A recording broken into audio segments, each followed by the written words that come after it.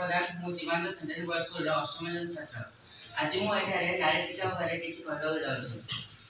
नारी शिक्षा कहबा पूर्व मु किछि कहबा जाउछि नारी विषय रे। नारी होछन सर्वोच्च।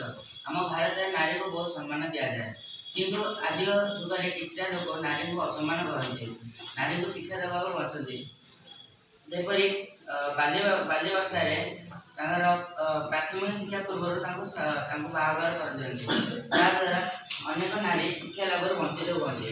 तेणु मुझे कहवाक जाऊँगी आमर समाज में नारी महत्व कौन। हिंदू धर्म में नारी को सर्वोच्च कर उदाहरण कहवाक गले श्रीकृष्ण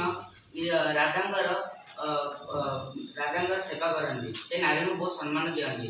ये जना पड़ा जे श्रीकृष्ण एत उच्च मनुष्य एत उच्च भगवान हुई से नारी को सम्मान दिखती। तेणु आमको भी नारी को सम्मान देवा उचित। आम समाज में नारी को शिक्षा शिक्षा देवा उचित। पुरातन समय नारी को शिक्षा दी जाता। वेद नहीं भागवत गीता शिक्षा लाभ दी जाता। यह रामायण एवं महाभारत लिखा जाइए। ऋषि वाल्मीकि आश्रम में नारी माने से भी आश्रय नहीं शिक्षा शस्त्र अस्त्र शस्त्र निपुण हो आसुले। रानी लक्ष्मीबाई देश को स्वाधीन करते। एक उदाहरण दि जाए कारण से नारी हो अस्त्र शस्त्र निपुण हो ब्रिटिश सरकार को आम देश हटाई देते। प्राचीन जुग यह प्राचीन जुगर नारी शिक्षा। आम मध्याह्न जुगर नारी शिक्षा कहवाक गले मध्याह्न जुगर हिंदू राजा मान हर मुगल एवं मुस्लिम शासन करते, जहाद्वारा नारी मान अत्याचार कर समय नारी मान शिक्षा शिक्षा पाइबार वंचित होते। किंतु आम आधुनिक जुगरे नारी मान अनेक स्कीम एवं अनेक अनुष्ठान गठन कर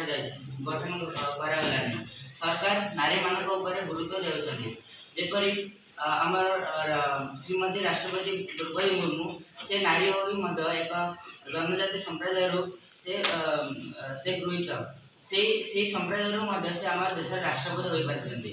आमर ममता बनार्जी से पश्चिम बंगार मुख्यमंत्री से नारी हो से एक मुख्यमंत्री हो पार्टी। ये सब उदाहरण देखा गले आमर नारी मैंने दिन को दिन लगे से पुरुष आग लगे। पुराना शास्त्र लिखा जाए नारी माने नारी बिना पुरुष ना, नारी शक्ति पुरुष को विनाश कर युद्ध में जदि पुरुष शक्ति कमिज तेज नारी शक्ति तार साहय नब। ये वक्तव्य शेष कर शेष कथा कहना चाहूँगी नारी मान शिक्षा देवा द्वारा पुरुष मान उन्नति हो। नारी मान शिक्षा वंचित करवा पुरुष मान एक महाविपद। धन्यवाद।